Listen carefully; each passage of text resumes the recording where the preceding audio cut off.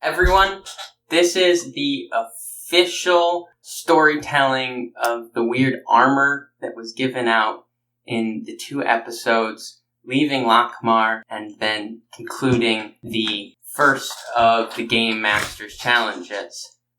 The party members all received the breastplate, the arrow, and the sticker from Llew's uncle Ajax when they were leaving Lockmar. You all additionally received a pair of boots from the Game Master, Llew's having the Trickster's mark on them. All 3 of them were slightly different, like I said. His had the Trickster's mark. Krohl's and Ben's were both similar, but a little bit different. That's the official rolling over. Got it. Wait, what's the sticker? The sticker is the sticker was the rapier. Yeah, you got his father's rapier. Right. Yes, the sticker. Granddaddy's rapier. Grandpappy's rapier. That's the official smoothing over. Alright. That's canon. That shit we said before, where we got all that shit, the arrow and the shit from the Game Master, bupkis. We were fucking dumb.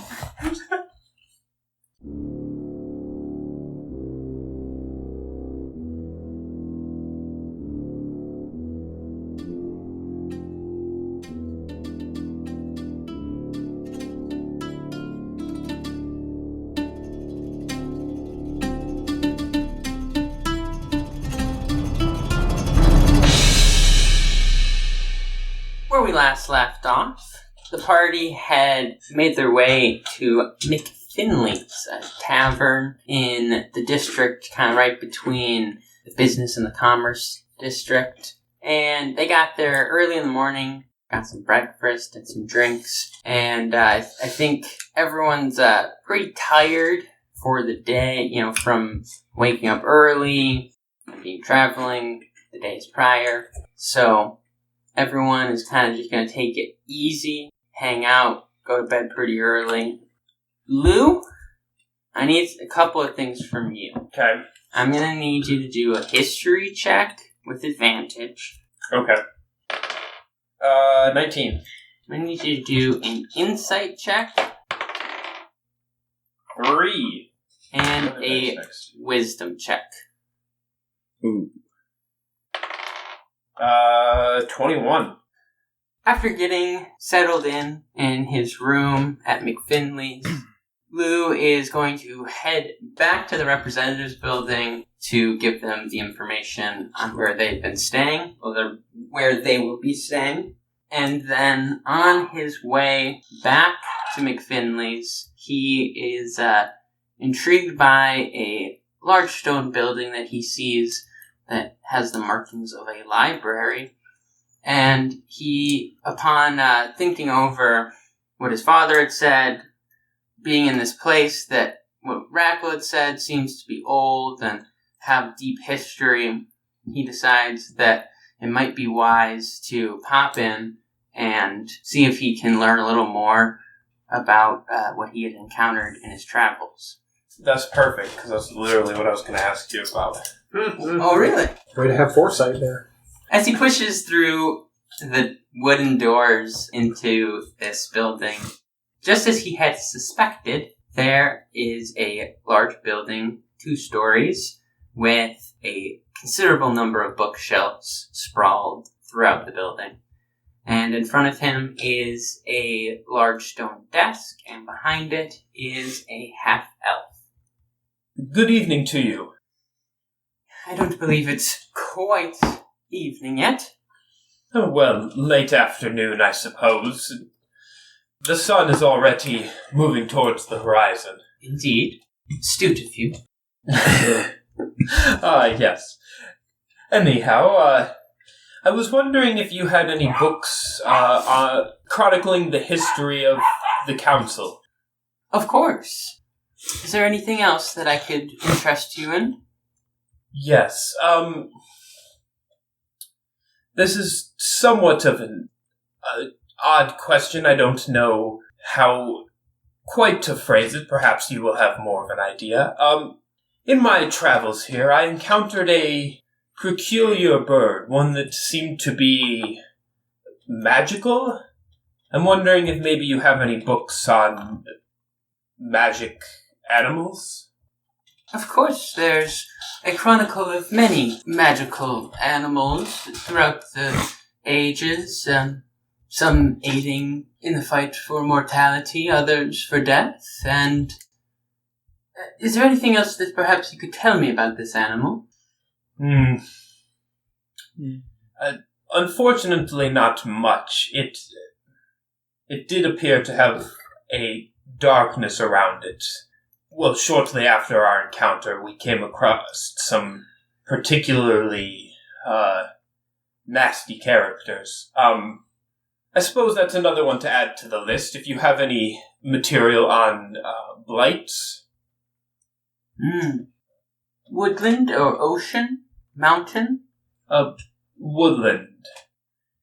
Near the Fallen and Murdoch region. The Elder Woods. Yes. Now this animal, you said it was, what did it appear as? It was a bird. I wish I would have got a better look at it. Perhaps an eagle, maybe, or a hawk. I'm not quite sure. And was there any coloration to the bird? Red, I believe. Well, as you've been talking, they've been jotting on a piece of paper.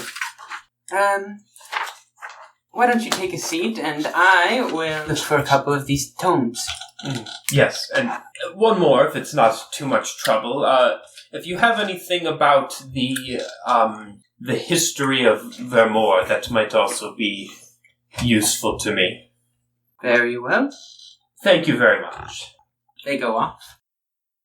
After maybe 10-15 minutes of kind of seeing them pop in and out of bookshelves, they come back with an assortment of books. This is a tome that details the voyages of the builders into Vermore. It's a legend at this point, but we believe it to have many accurate points. This is a collection of demons and devils, and perhaps something in here might match what you're looking for. And this, a slightly larger tome than the other ones, leather-bound with gold inlay, is the story of the dwarf. I believe it should answer a few of your questions. Thank you. And a name? Llew Westaryn. Westaryn. And where will you be staying in case these books don't find their way back to me? We are staying at McFinley's Tavern. Very good. They're going to turn a piece of paper over a large ledger. Just initial or sign here. All right. He has a stamp. Mm-hmm. Very good. Our normal policy is a week. Oh, yes, that shouldn't be a problem. I don't believe we shall even be here that long. Very good. They kind of nod. Have a good afternoon. Oh, thank you. Llew makes his way back to McFinley's and settles in with another drink at a nice comfy booth. Get one of those little alcove booths in the corner. And Put my hood up. He's one of them rangers. Which of these tomes is Llew going to read first? I think I'm going to start with the book about the dwarf. Dwarf. Okay. The dwarf. The dwarf. Yeah, I mean, just start with that just because that'll probably be the first actionable thing, so if I don't have time to get through all of them, probably be better to get into that one before the council, just so I can kind of know what's going on a little bit. Sure. As evening turns to night, Llew continues to read this tome. Everyone else has kind of just been lounging around for the day, and near the end of the night, Raven is approached by the waitress Sara. Raven, why don't you... How do you know my name? You told me earlier. Okay. I have short-term memory loss. Yep. She tells Raven that the following morning she should meet her at a lone elderwood that grows down the city a ways from where they are currently. Alright, stranger, I'll be there. Very good. And continues going along with her works. And everyone settles in for the night and goes to bed. As they do, Llew also heads to bed a little bit later after getting through the opening section of the dwarf.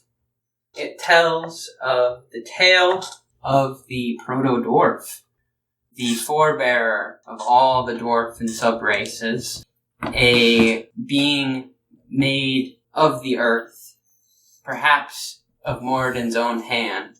He walked the stones in the very first age, or perhaps even before the first age, when the Fae decided to start recording time. And in his travels of the stone and over the years, he crafted 3 offspring of his own hand, them being Oki, Doki, and Roki. And I would like to say that double A's make the E sound, so that's O-K-A-A. The Oki from Muskokie?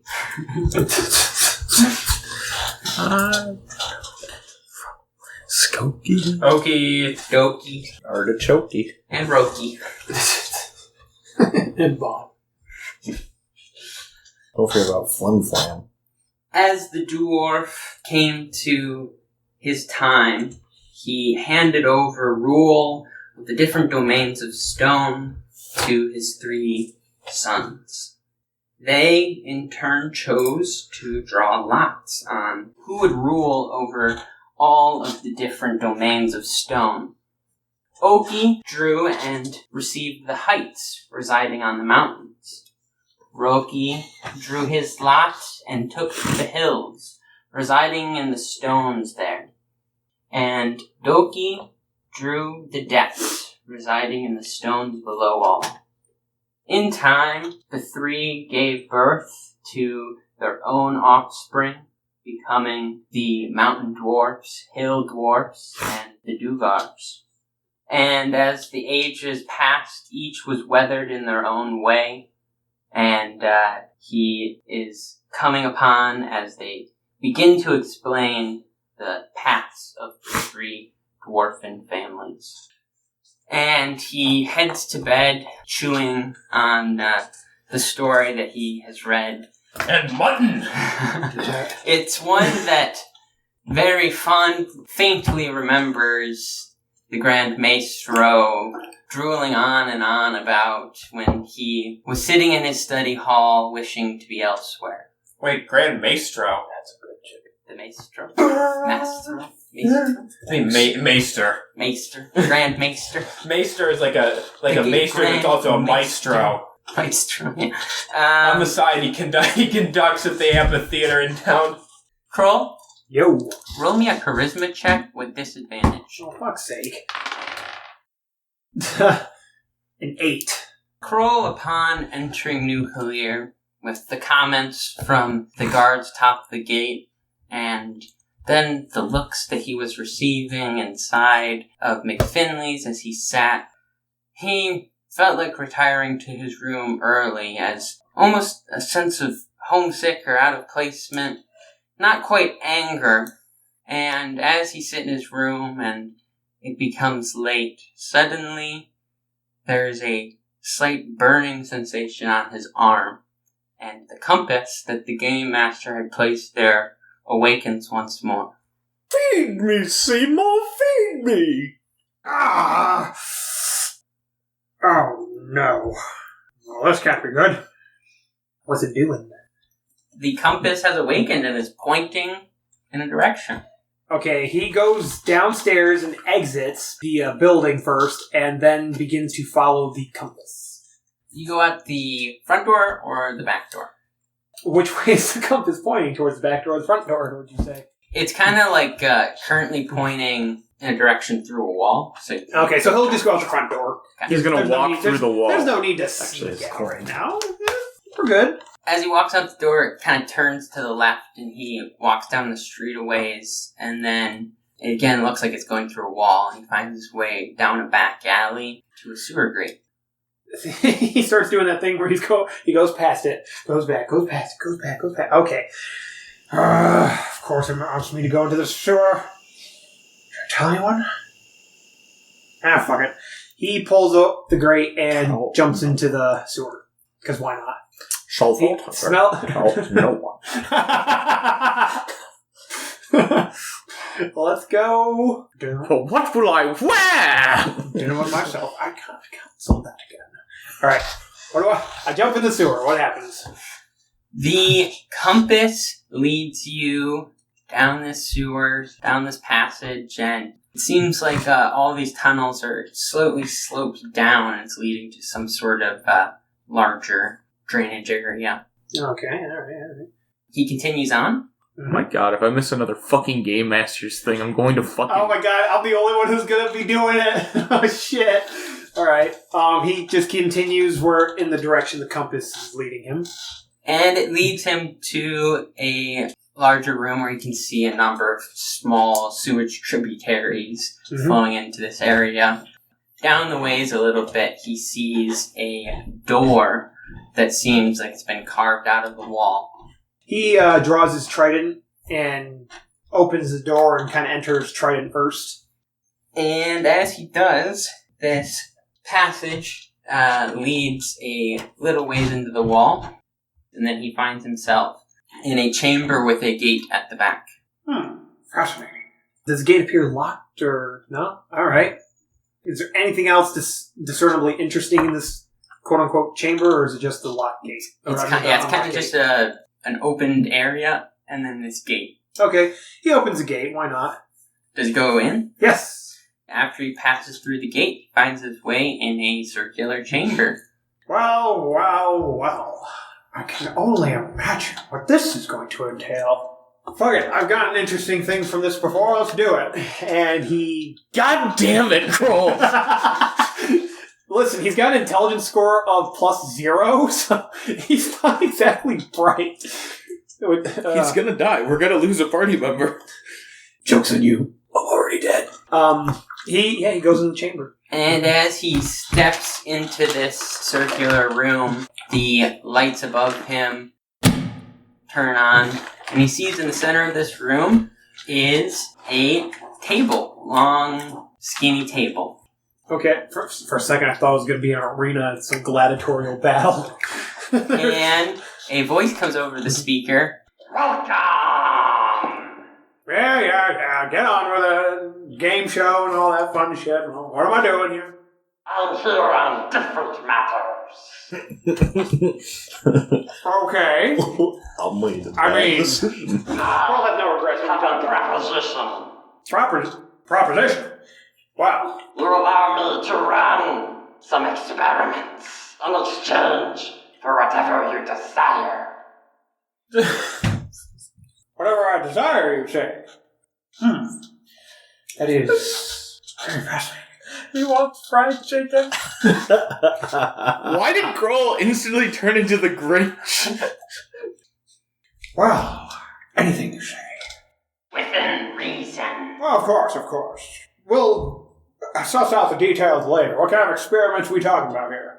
Lay down on the table. I want to see your penis. I'm going to become fucking Frankenstein's monster in about 5 seconds here. Fuck it. Krohl puts away his trident and lays down on the table, because why not? And as he does, there is silence in this room for a few moments, and then he hears a ding, and the part of the stone wall is pushed to the side, and out comes this mechanized machine. And he says, The doctor is in. Oh, God, help me. comes over and a small mechanical arm pushes out, and a needle goes in to Krohl, and he is paralyzed. Shit! Shortly after, this mechanism comes over his face, and he sees a white light flash on, and again, and then again, faster and faster until it's almost strobing, and Krohl loses consciousness as he enters this white light. And we will be back shortly. Oh God! Oh no! The next morning, Llew, Ben, and Raven all wake up normally. Raven, are you going to go do your thing? Oh, yeah. So Raven gets up pretty early, or at her normal time, gets a small breakfast downstairs before heading down the street the ways that Sara had told her.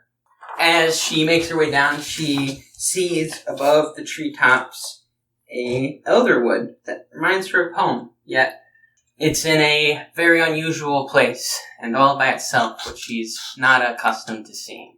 She puts her hand to it and just feels the hum of the tree through her druidic magics. Just a few minutes after getting there and being in silence with this tree for a moment, her friend Sana comes walking up. Hey! Hey! Where the fuck have you been? Glad to see ya. You ready? Why are you... Okay, just one question, alright? One question. Why do you have to act with such secrecy here? Let's get out of the city and then we'll talk. Okay. Here, hold my hand. It's a secret mission in uncharted space. Let's go.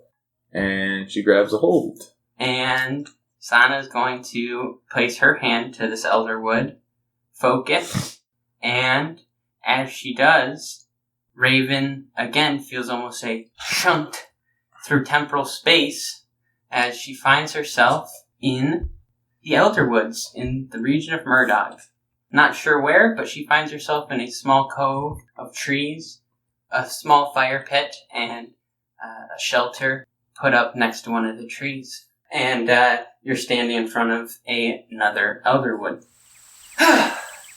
And she immediately doubles over. Go figure. Oh, I'm sorry. I probably should have warned you.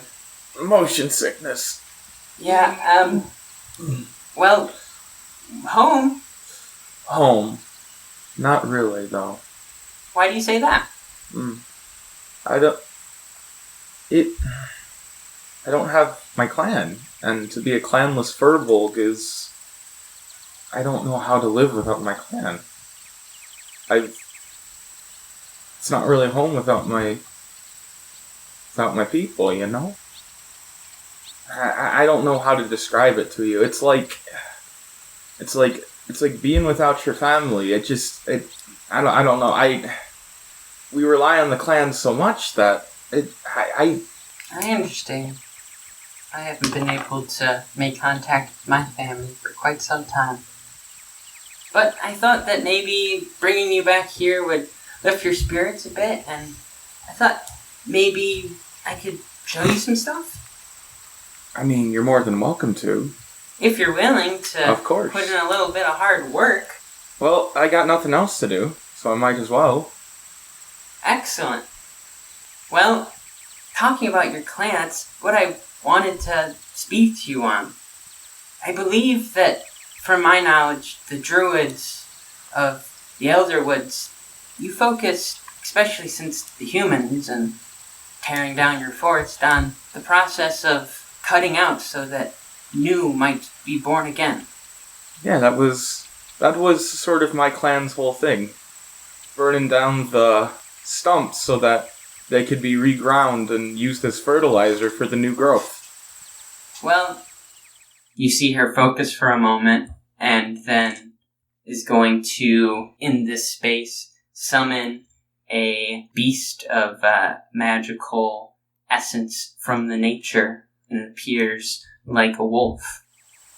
This is a beast of nature. Obviously, but okay.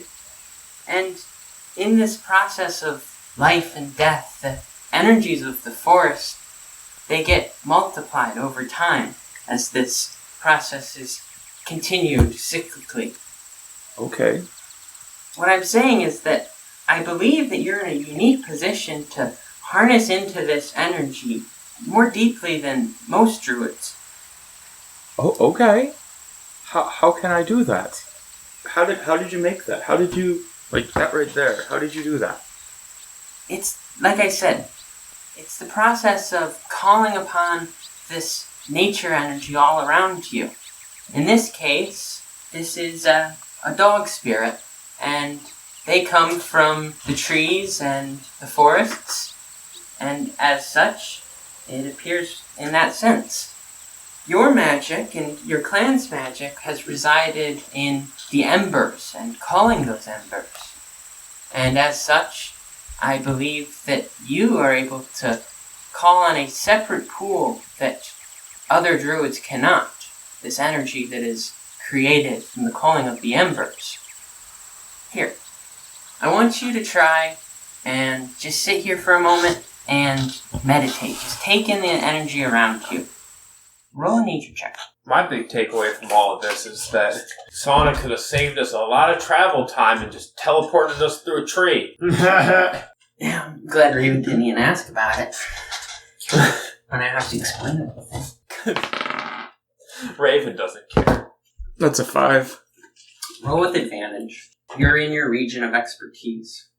That's a 6. No. That's a 23. As she's sitting here and Sana is sitting next to her, she can first feel the energy coming off of Sana as another channeling rod of this nature energy. And then the energy around her begins first right on her skin, and then it moves out into the air around her. And then she's able to sense the small bushes under the trees, and a first few of the trees in the outside of the clearing. And she's beginning to feel this energy building. And Sana says, "Can you feel it? Oh, I can feel it.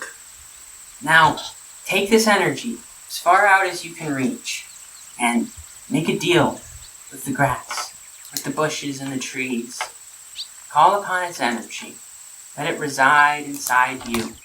Roll an Arcana check." I ain't too good at those. We'll give her a try. That's a 7. As Raven is focusing on this energy around her, she starts to feel it closing in on her, and she starts to feel this pressure inside her.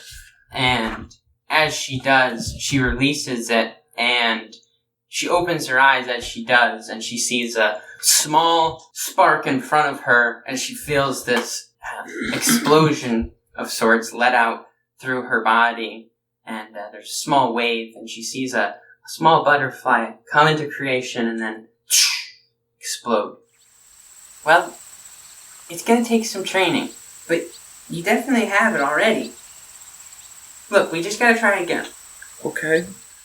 Roll another nature check with advantage. That's an 11. As she begins to meditate again, she can feel the area again, but this time almost anxious of what happened before. She's afraid to let her sense of influence expand too large. She tries again to pull this energy together. Roll an Arcana check with advantage. That's an 18.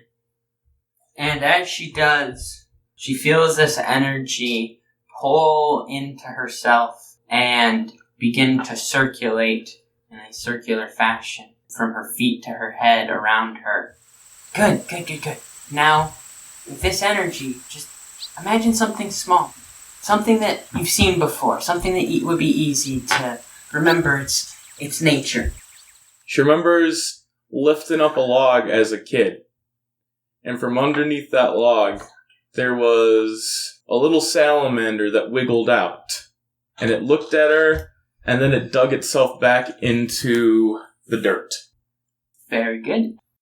As Raven is thinking back on this memory at this little salamander, almost as its head is completely dug into the dirt, she feels a heat in front of her as a small salamander wreathed in flame falls to the ground at her feet. You did it! I did that. And it looks up at you, kind of just wiggles a little bit, and then it just kind of is walking a tiny little area around you. She holds out her palm down onto the ground. It walks into your palm. What is this? It's a nature spirit? Yes, but it's a very special nature spirit. The salamander, just like your people, is part of the process of rebirth, using what's already fallen and making space for the new. It's a fire spirit.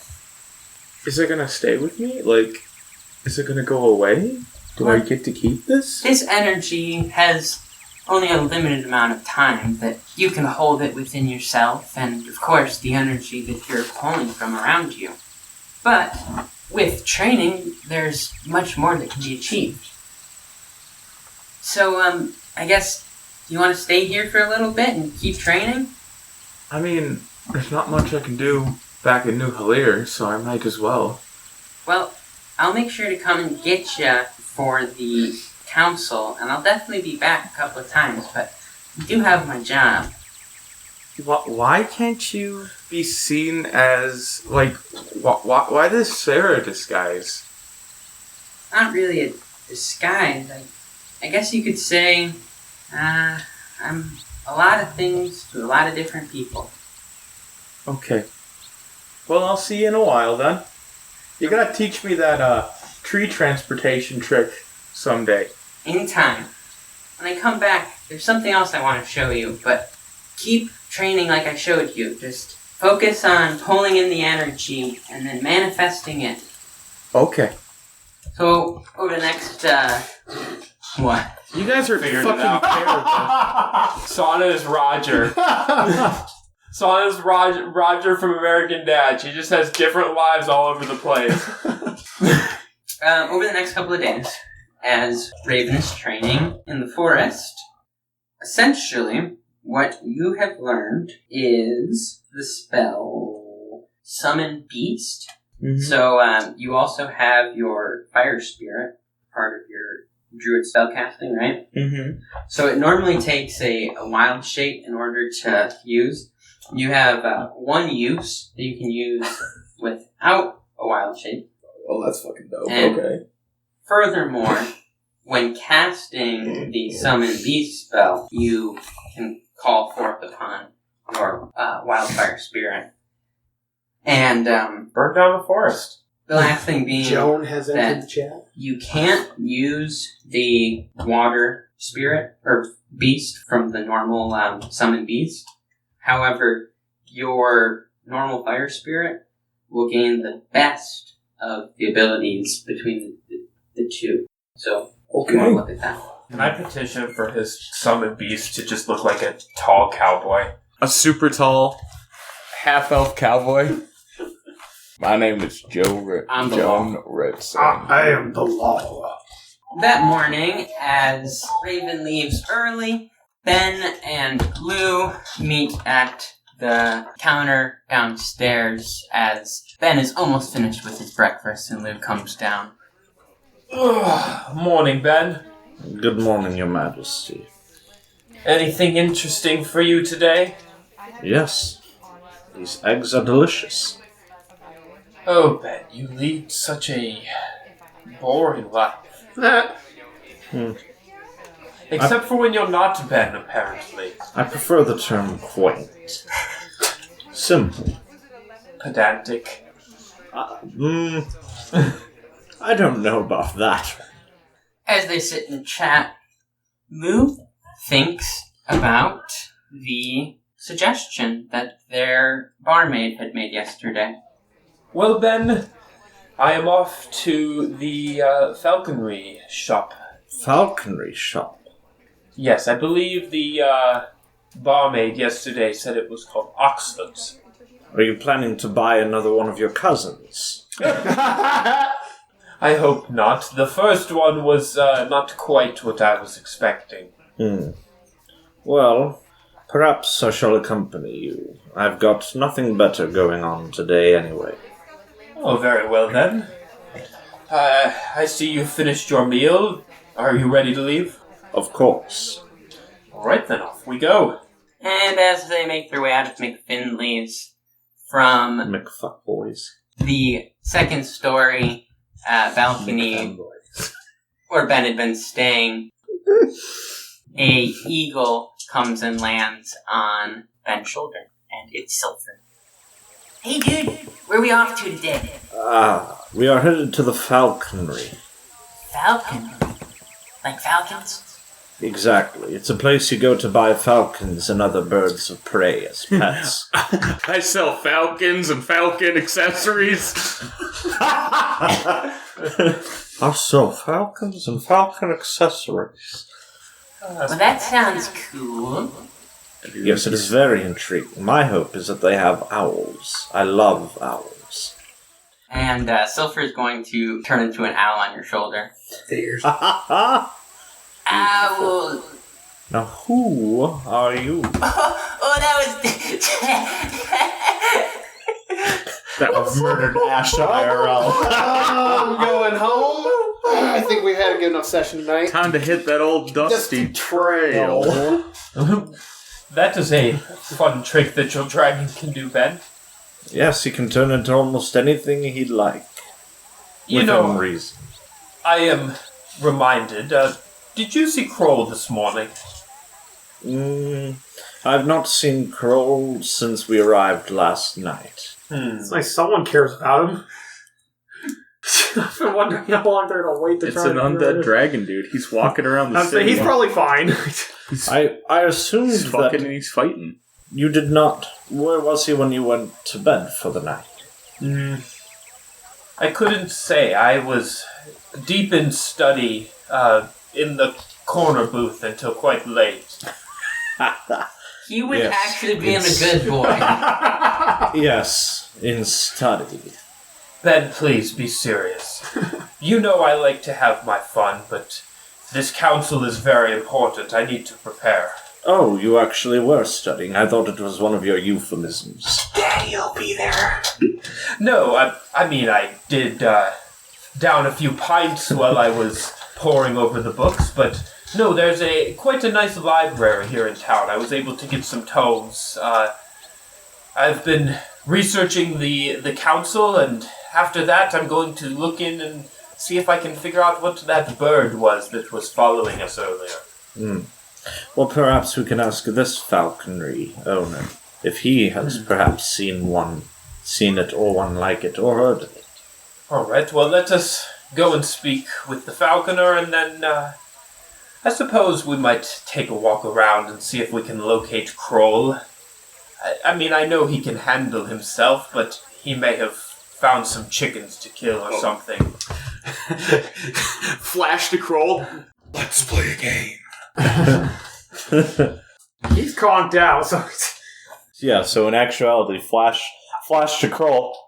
No, Flash to Kroll, his head has been severed, taken off, but still alive. And replaced with a chicken head. Chicken! His worst Anytime he looks in a mirror, it's his worst nightmare. I was thinking like Mars Attacks. Head in a jar. No, alright, we're going to the falconer. And you find your way down the street to a sign that says Oxford's Feather and Falconry. Howdy, partners. Oh, good morning. Behind the desk is a human male. Good morning. I hear that you are the man to talk to about a bird. If the bird is the word, that is. For fuck's sake. Well, around these parts, bird's always the word. Chicken. Now, what can I help you for? I see you got some kind of band there. You a keeper yourself? Yes, I had an eagle before, and, well, let's just say that the situation did not quite, work out how I was hoping. Bit of a strong-willed bird, you could say. Yeah, I've heard that story before. You see, there's a lot of fellows around these parts that pretty much just will sell a bird to you without actually attuning the bird to you. Yes, you could say that was the problem. Anyways, I am, Well, but what about you, sir? I see you've got a fine owl. Oh, I'm just accompanying my liege here. Well, if there's anything that we could do for you. I'd like to see owls, but other than if you have any, just for fun. But other than that, I'm just here to accompany him. I like owls. I just want to see your owls. I just want to see your owls. Give me your owls. Give me a hooters. Show me your hooters. Show me your hooters. Well, that just seems like a waste of time. Why don't we see what we can do for you? A waste. Why don't you come around back? If you're interested in buying a bird. yes, absolutely. This guy leads you behind the back, and as he goes, name's Olivair, by the way. Olivair, Oxford. Oh, a pleasure to meet you. My name is Llew Westaryn. Lou, nice to meet you. And, I like that subliminal messaging he threw in there by saying, by the way.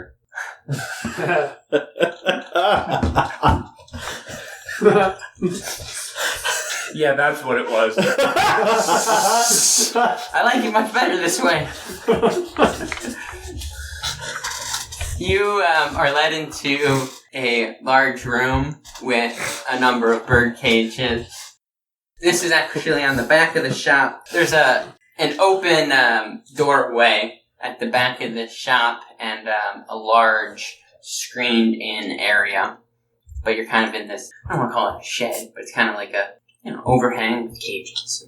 These are a few younger birds that I believe would be easier to attune to a new falconist. Wonderful. Now, I'm looking for something that could aid me strategically, perhaps in combat. You know, reconnaissance and that sort of a thing. Well, why don't we test out a couple birds, see if any take a liking to you. Alright. He's gonna open up a couple of cages as these birds are sitting on their coast. Roll an animal handling check. What if it's just Sana again? She did recommend this place. Fool me once, shame on me. Fool me once, shame on you. Okay, 18 on insight check. Are any of these sauna? Oh, no, Tom. I've seen through your ploy. None of them appear in a form in which you've seen Sana before. Good luck, buddy. Okay. He's become so untrustworthy. Everyone that he gets on his arm, look me in the eye. Alright, it doesn't look like Sana. That's more fun. Now you think that Sana's gonna go to bed with Lou. Turns into a fairy dragon. Ah, gotcha. It's just Sylpher slipped in there. Didn't get anything. Okay, so animal handling. Okay, 16. As these cages open, there's an eagle and a hawk that kind of flutter a little bit but stay on their posts. A crow as well, and then a raven hops off its post and lands on Lou's forearm. Nevermore.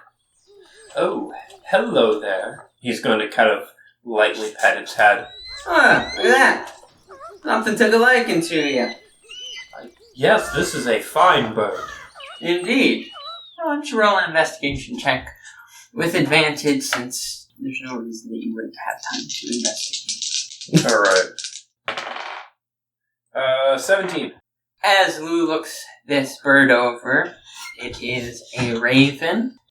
Its feathers are particularly purpley raven. There's no question of whether it's black or purple. And Because they're blue. Huh? Because they're blue. Said they were purple. I know. Raven's a purple. Let me have my joke. Is Raven not a purple? I don't know. It's your story. I mean, am I wrong? I mean, I am colorblind after all. Ravens are not purple, they are black.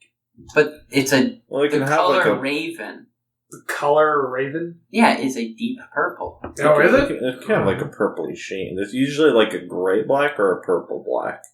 I'm pretty sure. Yeah, it's like a dark purple. That's it? Okay. Yeah, definitely. That's definitely like a... No, like maybe some... the color raven. Yeah, but I mean, that's like the same color that's on the raven there. Yeah, so yeah, it's like a It's dark like black. hues of like pink and red, but like it's like a purpley, gray, black. Very nice sheen to its feathers. Almost Sheen? has a little bit of a polish to it. Well, lichen is only the first part. It's all about the time you put in with the bird. Yes, of course, it is. Yes, this seems like a fine bird. How much? Well, with the training fees and all, be about $250. I'll take it. Well, excellent. Why don't we, do you have time now? Do you want to get into it? Ben, are you back there as well, or did you stay up at the front? He's up at the front, as far as I knew. I thought Ben came back with them. Okay, We didn't have any reason to. one moment, please. Let me talk to my companion. Head up to the front real quick. Ben, yes, my liege. I need to do some training to attune to this bird. You do need to get rid of that little bit of a belly you've got. Oh, bird. Yes, Ben, the bird. Do you think that you could go out and make sure that Krohl hasn't gotten into too much trouble while I do this? I certainly can. What kind of falcon did you get? A raven, actually. Oh, okay. They're very smart birds. Oh, I'm aware. If you have forgotten, I did grow up in a forest. I am well acquainted with various birds.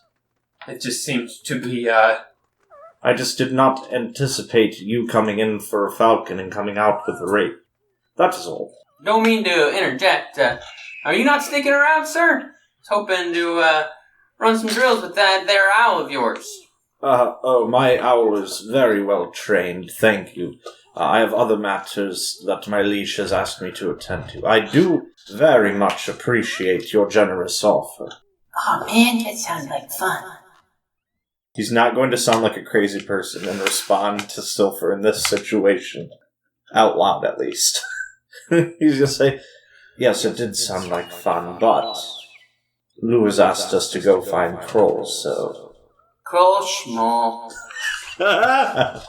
Well, I want to show Fuck that little turd, too. I want to show that I'm But the if best you want- fucking bird in the world. if you want to stay here and fly and play around or whatever, you can do that. I am going to go find Krohl.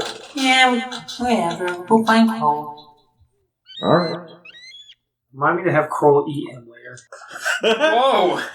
I'm not gonna lie, I do feel bad since I know Sylpher wants to do the training. But I can't disobey Lew's order. Hasn't stopped you before. It wouldn't be the first time. It wasn't really an order, it was a Well, question. But Well, in his mind it was an order. When did I disobey his order? plenty of times. Give me a When have you not? specific Oh, example. has Ben? Yeah, No, I don't think Ben has. exactly. But Ben's not always Ben, so. Yeah, but Ben is Ben right now. Uh-huh. Ben is Ben. But for how long? As long as I desire. Yeah, I'm sure. So Ben and Sylpher take their leave. Unless Sylpher changes his mind. Because Sylpher can do whatever Sylpher wants, dude. Sylpher wants to stay with you. Ben appreciates that. Llew is going to return to the back and is going to start his training with the raven. The first being some simple calling exercises, starting on posts of different distances and having it return to you, and then different launches and whatnot.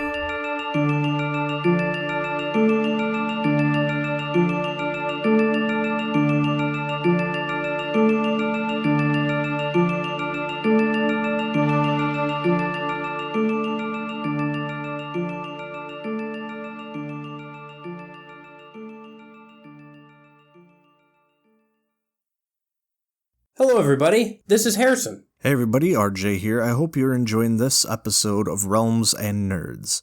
If you're not already, please subscribe to the show and turn on notifications so you don't miss any episodes. It's available on pretty much every platform out there, including Spotify, Apple Podcasts, YouTube. Once you're subscribed, consider sharing the show with a friend. Word of mouth is the best way to help us grow. Thank you so much to our friend Kyle for composing the melody of our main theme. And of course, as always, thank you for listening. We appreciate all of you, and we're so grateful to have your support. Now, back to the action.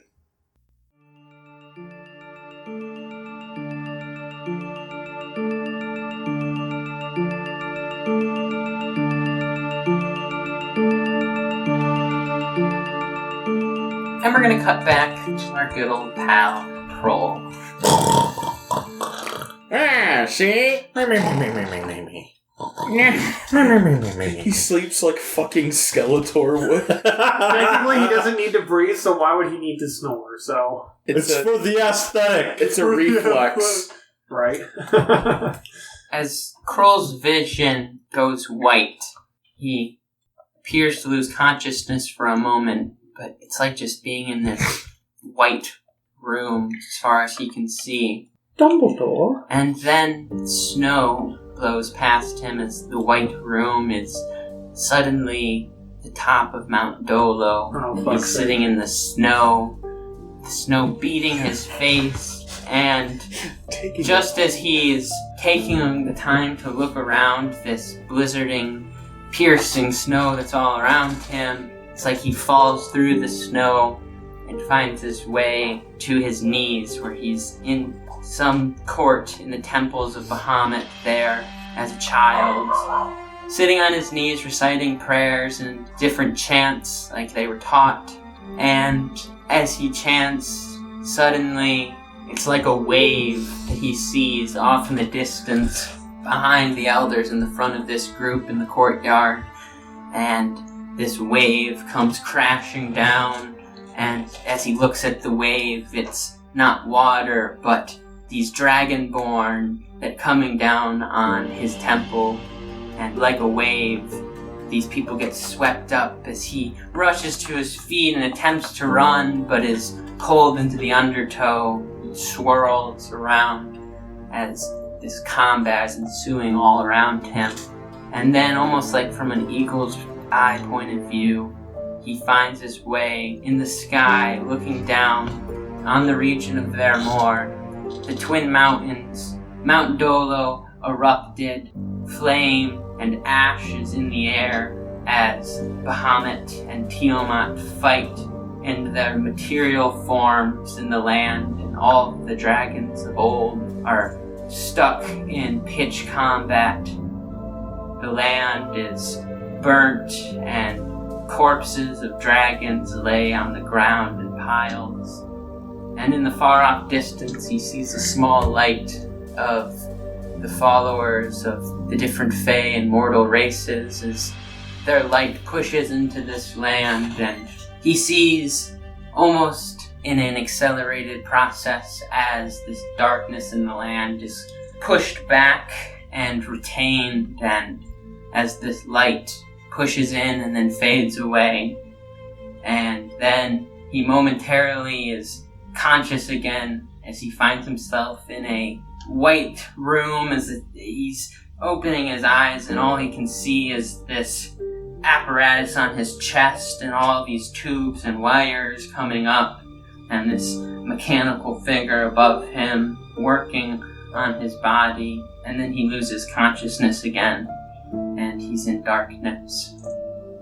And then he simply sees two glowing eyes of a dragon's face, the face of Bahamut, staring into his. And then, darkness. Krohl comes back to consciousness in this room on top of this table, and as far as he can see, this mechanical figure is gone. Roll a perception check.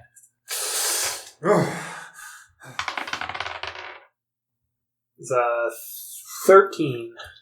As Krohl comes back, he feels his fingers and toes moving, and he has a sense of his body again. And he looks down at his chest and sees that There have been a few modifications made to his breastplate, as well as the goop that lie on his chest. He hears the voice come over the speaker again. Welcome back. The doctor's procedure was very successful. Stranger, I thought he was just tinkering around. What did he do to me? We ran tests. Like I said, your undead nature is of intrigue. We were able to learn much about the nature in which you were reborn. Additionally, we found what is in your stomach very interesting. Oh, you must be talking about Ferbert here, my little slime buddy. Kind of manifested him after eating and drinking after I was dead and all that. You only did part of the work. That chest plate also played its role. Upon looking at his chest further, he sees that there are a number of holes drilled into the side of this breastplate, and he sees what at first he thinks to be some sort of a tube, but then realizes that it is, in fact, some sort of wire, and there is this goo, this Ferbert goo that is coming out of his stomach and going up to the top of the breastplate where it connects. And Ferbert rests now with a much larger, slightly larger mass on Krohl's chest piece. The breastplate and fermenting alcohol and mass of organic material inside you has created some sort of synthesis. Can I get you to dumb that down for me, please? We made it easier for the chest plate to interact with your fermenting chamber. So, what exactly does it do for me? Krohl also notices as he's sitting here, Ferbert is kind of looking up at Krohl, and as he asks, he kind of sees this blob jiggle a little bit, and you see these places where these wires come up. It's almost like Ferbert's mass is going in, and then you see him kind of, in a few areas, push off the chest a little bit. We believe that this fermented ooze should perhaps have a level of your will and consciousness. Fascinating. You're saying I can control it, perhaps? Indeed. And I'll just give you straight stats. Ferbert is attached. Krohl gained +1 to AC, as well as a +1 to strength, and +10 movement speed. You can attempt to make a grapple as a bonus action with Ferbert on you with a strength roll +2. Additionally, as a bonus action, you can release Ferbert from you. You lose the AC, strength, and movement for that time when it's disattached. But Ferbert shares your initiative count, takes its turn during yours, and can make a attack action with a grapple of its own to hold a target. And what would I roll for that? Terrible. That would be roll +3. Okay. And so I guess that makes sense. That rests on you as a bonus action. It can detach and grapple, or you can choose to detach it and have it somewhere. Oh, the last thing too. On its attack, it can choose to grapple. If it is attacked, it can use its reaction to attempt to grapple the target. Ben's about to go buy some Gooby Gone. What? It's gotten even worse now, Krohl. And right now, The doctor get it checked out. it also has a movement speed of 15 feet when it's attached. No, I don't think I will. So essentially, the fermentation chamber inside Krohl's stomach has been utilized as a place to send this goo to essentially increase your strength and speed as these tubes kind of go from Krohl's stomach down to the different muscle groups of his legs and arms. Wow, let's fucking go. And Krohl can choose to detach Ferbert. Are you satisfied? Why, yes, I am. Me and my little buddy are going to get along just fine. Now, how do I get out of here? That's the second. Hey. The gate that you had walked in, you hear. Here you go, Ben. Krohl gets up and leaves. Krohl Yes. is dazed as he gets up from this chamber and makes his way towards the gate. And he starts stumbling his way out the way he came. Leaves Oxford's and starts to walk to town. Roll an investigation check. Well, so for the good news with looking for Krohl is we'll probably hear or smell him before we see him. That's a good point, man. I mean, he's kind of a big guy. Beautiful. That's a great -1. 3. Sucks to suck. You don't see a fucking thing. I'm blind! Ben makes his way through this town that he is not very familiar with. Just taking in the city, looking at everything, is unable to really focus. He's just, there's so much stuff, sensory overload. And he finds his way back to Oxford's Feather Falconry. What a beautiful city. Oh, look, the falconry. We didn't find him, man. Find what? Exactly. What? Oh, shit. Well, what do you want to do now, Sylpher? Well, check in on how that one guy's doing with the whole bird and stuff. Ah, yes.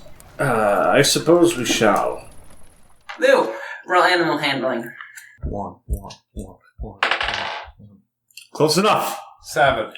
Nice. Alright, so, Llew has been training for the past couple hours and is still working on some different calling exercises and takeoff exercises. As Ben comes back in the shop, Llew is just taking a small break.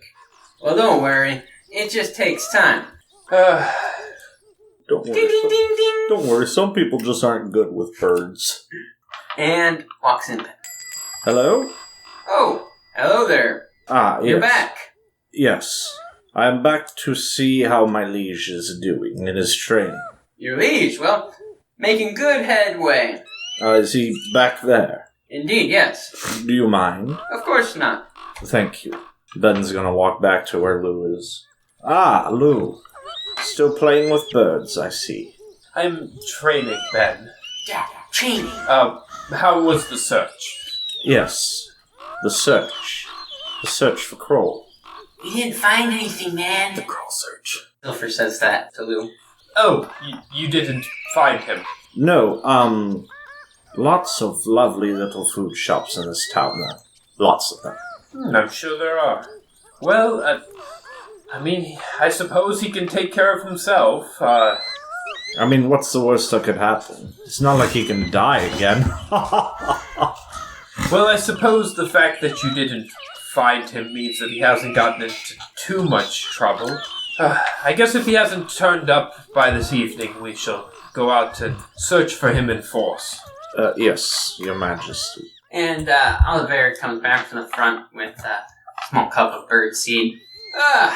So, interest you in that training again? You got a hell of a fine bird. I suppose, since I have nothing better to do now with my day.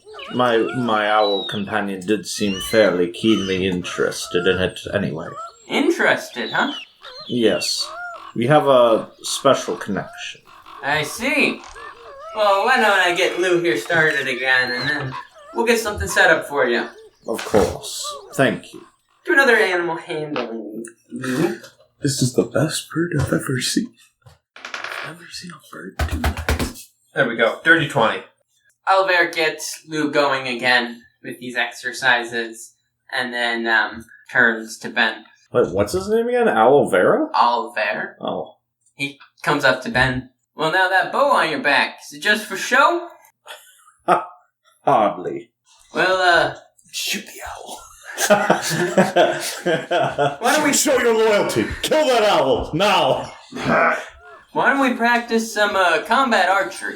Certainly.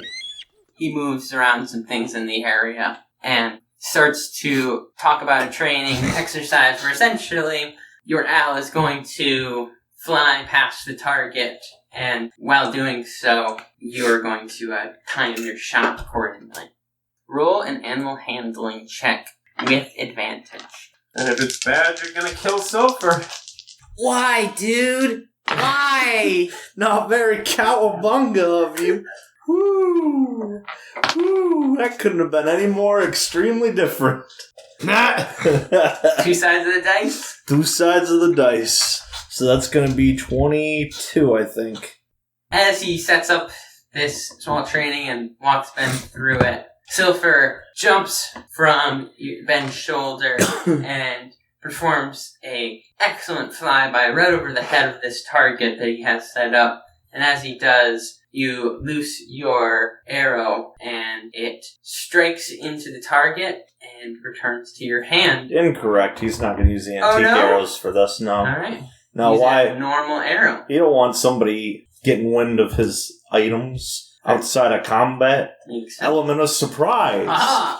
Because I'm going to fight this guy later. And as he does, Sylpher returns to your shoulder, and with his insight, Olivair says, that's one hell of a bird. Are you sure it's an owl? Well, what else would it be? Well, I've been in the trade for quite some time. He looks at Sylpher and says, this is a fine form for you, though I'm sure it must take energy. Dude, should I, tell him? Should he know?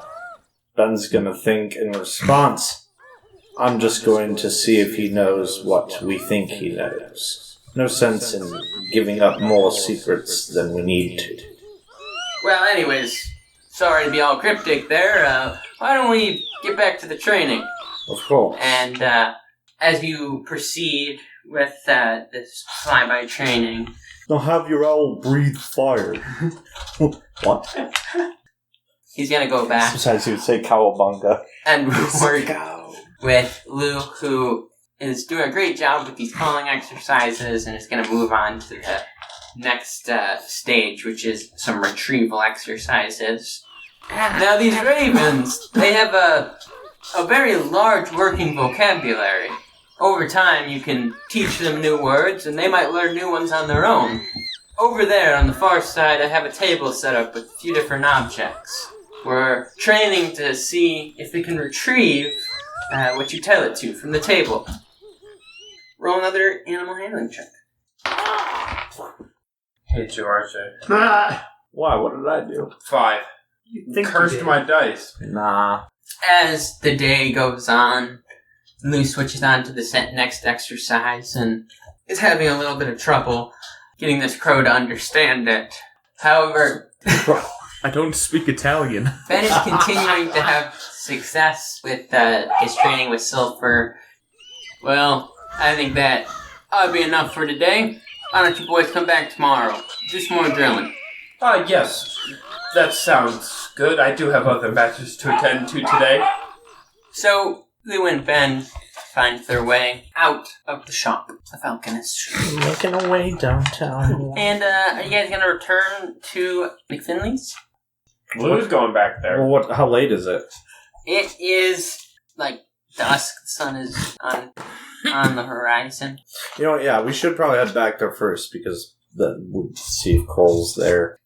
Krohl, So, make an athletics check with disadvantage. oh, great. I'm going to be stuck in the sewers forever. Oh god, it's the river! Athletics check with disadvantage, eh? That's making... Well, I got a 9. the river of ooze. How's a 9 looking? Ferber, you've polluted the river. Oh, God. As Krohl makes his way out of this chamber and back into the sewers, he is quite dazed from this experimentation and the procedure, and is just really slow in his rise back up these sewers to the streets above. When he reaches the the lid to the sewers or whatever, he's just going to punch it as hard as he can and send it flying. Manhole cover? Thank you, the manhole cover. It's actually more of like a grate that is that's great. the floor. Oh, he's still going to punch it. Did you ever put it back? Good point. Actually, I wonder if anyone found that. It's like, there's sewer creatures in the sea. Well, I mean, if Ben... I gotta put it back so the alligators don't get out. Anyways, when Krohl finally reaches the surface, he is relieved to be back. And he's found that he's been gone for almost 24 hours, or perhaps longer, as it is nighttime again. How long was I down there? I guess it doesn't matter as long as I didn't miss the meeting. Better get back to the McNasty place or whatever it was called. The stupid hotel. He starts trying to find his way back to McNasties. Welcome to Family McNasties. Hotel. the family hotel. Welcome to McNasties. He attempts to find his way back. Does he need to make a check in his disoriented state? You are so close, like you're a block away. Krohl finds his way back to McFinley's, and at this point in time, Llew and Ben have already come back from their adventures. Llew! Ben! We've been through a bit of an ordeal, but... Roll perception, you two. 5. 11? Both of you don't immediately notice anything different about Krohl. Did you change your hair? Krohl, where have you been? I've been in the sewers. I went on a little adventure. Remember our game master friend? You remember when I suggested you take a bath? I now double down on that suggestion, you reek. Well, I'm starting to agree with you all. Firstly, if you hadn't noticed, I had a little bit of a makeover. Got all these wires you've got and some shit. slime on you. Go wash it off immediately. I'm gonna bitch slap you so hard. That slime has been there! Wait, no, the wires and shit on me. Did you say the game master? Yes, I had a surprise What game visit did from he the have you game. play? The one where you lay on a table and let him do whatever he wants. What? He was fascinated by the fact that I'm undead and wanted to ask for permission to perform some experiments. I don't know what he got out of it, but he laid me on a table and his doctor, some mechanical automaton thingy, came out and stuck me in the back with a needle. Next thing I know, I'm waking up with these tubes and wires and shit on me, and me and Ferber apparently had a bonding experience, because now I feel a little tougher, if you know what I'm saying. I mean... Forget about your dreamscape. Oh yeah, I went on a wild trip, I tell you what.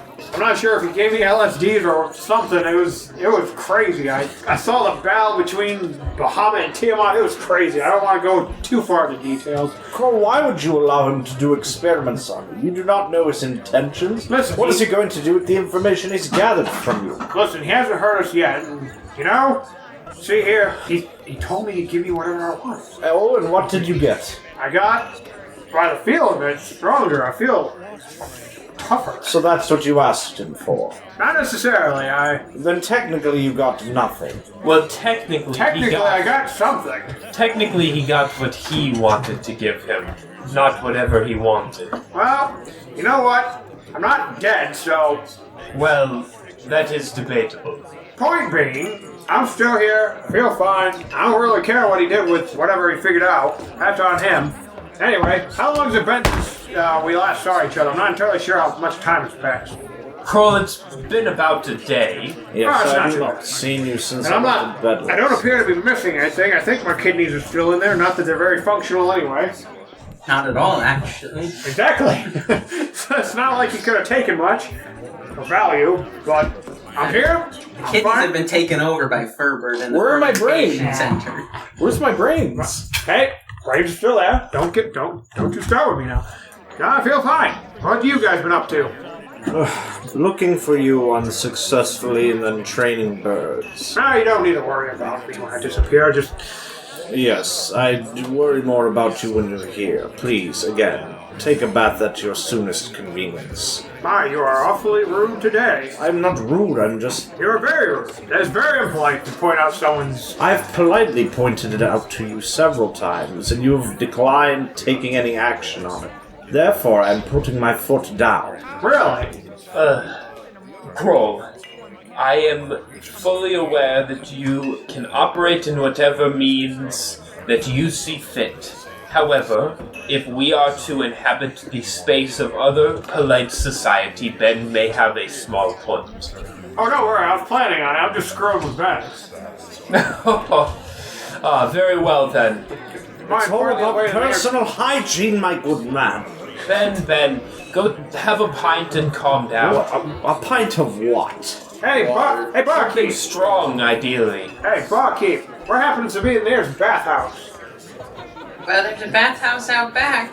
That sounds good enough. I'm gonna walk over to the bar. Sara, What can I do you for? we were traveling with a companion, a furbolg. Oh yeah, I saw her in here. Yes. Do you happen to know where she might have gone? I might. Why don't you have a drink? I'll bring it over to you in a minute. Very well, thank you. I will be at the table over there in the corner. She nods and gets together a glass and brings it over and sets it down to Llew. Raven is currently doing some training in the forest. All right. Krohl went off on a wild adventure where he let the game master plug wires into him, so I was worried that maybe Raven was on a similar path. Huh. Interesting story, traveler. Well, hope to see you around. And you as well. I'm sure you'll see me quite a bit tonight. Oh, my. Calm down. You all need to calm down. Lew's just gonna be at the bar late. Listen, it's only relative. Lew's gonna do some more studying. I'm doing the whole Gandalf thing, like having a drink while you're poring over your tomes. And is that what Lew's gonna do this evening? Yes, he's got to keep studying. What square? The owls are coming up, and I need to study. Alright, Raven. Yep. Roll a survival check with advantage. I sleep on an ant mound. It's the only comfort I've had in weeks. The blinding lights. She probably feels more at home out there, really. That's a 21. Oh, Oh, no, son, the answer is not 21. oh, I'm sorry. Also roll me a nature check. Oh. Sorry. Advantage. That's a 12. As Raven continues with her training after Sana leaves, her day is not extremely eventful. She continues to make progress with channeling this spirit, though definitely gets her tired, and she finds her way, upon taking a break, to gathering some different edible foods from the forest, as well as some firewood, tidying up the small shelter that was there, and has a good night. A fine furbolg meal made of all of her favorite foods that she was able to find in this region that she's familiar with. And after a good night, is back at it again the next day. Roll me 3 different nature checks. Roll me 3. If I learn anything else, roll again plus the 3. Alright. I need a piece of paper. What was the total of the first one? 12. Like the highest of the two? Sorry, that was 10 on the first one. It was 23 on the second one. And 15 on the last one. Over the next 2 days, as Raven continues to train, the second night, as she settles in, she is met again by Sana. Hey, Raven, how's it going? Not too bad. Got a nice little setup here. What you got cooking? Some potatoes and carrots and onions and it's kind of a stew. Sana sits down with Raven and they enjoy this little meal while they eat and talk. And then Sana pulls out a bag that she has with her. And there's a assortment of items inside this bag. She says, well, there's something else I wanted to show you. And she's going to pull out a leather piece that looks like it would fit Raven. It has to do with what we've been training, the pulling of the energy and then putting it into something. and then she pulls out another piece that looks like a bird harness. I felt kind of bad about the whole thing with Llew, and anyways, he's getting a bird. I thought I would make something. Thought I'd show you the craft. And is going to explain to Raven how druids over the years have learned how to channel this nature energy and then put it into different pieces of armor or tools, weapons, that sort of thing. And is going to run Raven through the basics. And that evening, we can Arcana check. That's a 19. That evening, she shows Raven a number of different carving kind of sigils and patterns that can be put on to different articles of clothing to help as these channel lines for this energy. Raven, as they're sitting around this campfire, has a very successful night putting these different runes and patterns into this leather piece. Then the next day, as they wake up and are getting back to it, Sana has Raven sit down and attempt, just like she had been training, this pulling of nature energy. And this time, instead of manifesting that into some sort of a spirit, she is able to attune to this piece of armor. And upon doing so, she finds that this studded leather tunic has added benefits of granting Raven 1 wild shape charge per long rest and a +1 to armor class, as this energy is able to manifest in an extra defense around Raven. Sana explains that she has to get going again and takes off as Raven continues with her training with this fire spirit. And as she does, feeling rather good about herself and this armor piece that she's now adorned herself with almost feels the energy around her more clearly, she's able to pull this energy together and summon forth a creature that she is thinking of. You got 5 seconds. 5 seconds. To decide. Oh, even bigger salamander. Thinking more of this memory that she has and the past times pulling on this salamander spirit, again, she feels the energy from the nutrients in the soil itself and pulls forth and manifests this salamander wreathed in flame, about the size of a fox or a large cat. And she's very, very content with her work and begins to form a bond with this spirit beast. And over the next few days, she continues calling upon this force and spending time with it and learning its powers. And she finds that the salamander is slippery and has a way of slipping away in wreathed flame, as one day, while interacting with it, upon touching it, she finds that herself and the salamander are wreathed in a puff of flame and appear 15, 20 feet away from her campsite in the forest. How did I do that? The salamander kind of just looks at you. How did we do that?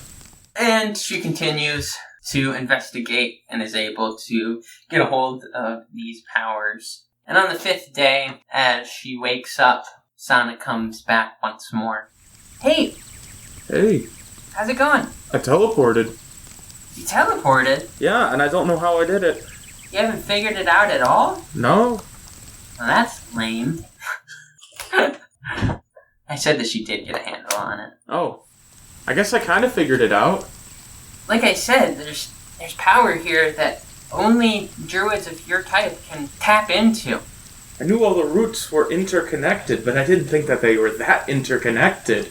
Once you clear your mind and focus in, it's truly amazing how far each one of these systems goes. Telling me, it's like that stonework that the Duger had, where you touched a stone and you teleported through all the stones and whatnot, except trees, and I'm blown away. I'm glad that I could help open your mind to it. It's only the beginning. There's still much to learn. Well, you think you're about done here? I suppose so. Well, if you're ready, I can take you back. Can I give it a try? Yeah, I guess. I'm gonna check with disadvantage.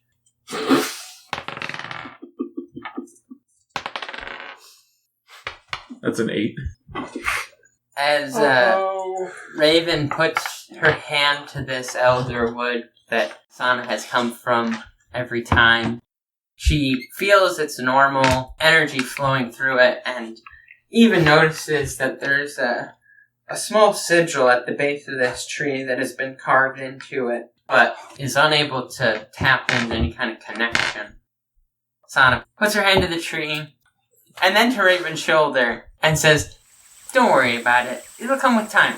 And they are transported back, and Raven finds herself back in New Hellir, away from the familiar forest setting that she had just become accustomed to again. And over the next few days, Llew, do you do any more reading? Yeah. Alright, every night after training with Olivair, Llew comes back to the pub and continues reading these tomes. Ben, as you're training with Olivair and Sylpher, Olivair becomes unable to deny the fact that Sylpher is something more than an owl and says, "Well, alright, partner, you gotta tell me. This some kind of fairy dragon or something?" Incredible perception, sir. Well, I just wish you would have told me sooner. It is not my place to tell. He goes back to the front of the shop and comes back with a small book and hands it to Ben. "There's some reading in here I think you should do. Different trainers of magical animals over the years have put this together." Hands it to Ben. How kind of you, sir. Thank you. And he actually opens up to a page and kind of shows Ben, "I think you should read this." Over the course of this training, Ben has made a extra connection with Sylpher, and also upon reading this text, he sees a number of things that he and Sylpher can try. When in combat, Sylpher shares Ben's initiative count, takes his attack afterwards. One of the actions that Sylpher can take is the flyby action, which, when doing so, Ben is able to make a ranged attack on the target with advantage. As well, there are a few spells in this training Sylpher has learned. So, as well as the ability to use Beast Sense with Sylpher. So, once per day, you and Sylpher, so I guess 2 times between the both of you, can cast the spell Beast Sense, which allows Ben to peer through the eyes of Sylpher. And in the book, Ben does some reading and learns a few things that he's able to teach to Sylpher. Sylpher also learns the spell Glitter Dust, which essentially conjures this dust, shakes off this dust off his back, and upon making a check, they will be blinded. And Llew, your training with this raven has given you a raven. I'll just give you this whole staff. I can look at it in a second. However, in the training, Llew had learned to put a little bit of his fighting superiority into training this bird and has gotten attuned to it. So the bird had its own stats: perception, an acrobatics, and an athletics score. On its action, it can take a beak attack. It can also choose to do a flyover with a DC 15 on the target. If they don't roll 15 or higher, then the next attack on that person will have advantage. And Llew, with this raven and its ability to remember words, he realized that this bird likes some mean words, and using a superiority die as a bonus action on your turn, you can have this raven cast Vicious Mockery on a target. That's kind of neat. You gain 5 superiority die that are specifically for the bird. However, if you use them up, then you can use a normal superiority die as well. And finally, we'll end it with a small tale. As Llew continues to read The Legend of the Dwarf, he begins to get into the section containing the different bloodlines of the dwarfs. He reads of how the mountain dwarfs took to the sky, and explains that Oki, over time, came down off his mountain and proceeded to join with the builders, whereas Roki in his hills decided to stay somewhat to themselves, he and his peoples, and in time, as the battles of the ages overtook, many of them were brought into slavery under dragons and had hardships. And it also tells of Doki and the Dugars, who, upon going to the depths, quickly were overtaken by mind flayers in the Underdark, and for ages they were enslaved by them, being used, and upon finally breaking free of their captors, trying to set up a civilization once again, many of their kind abandoned their charter to watch the stone below and headed to the surface, where they interbred with hill dwarfs, and this new family line called themselves the Hygars, where in time they made their way deep into the Odantu Mountains, taking up some of the heights there and stumbling across the Anki crystals.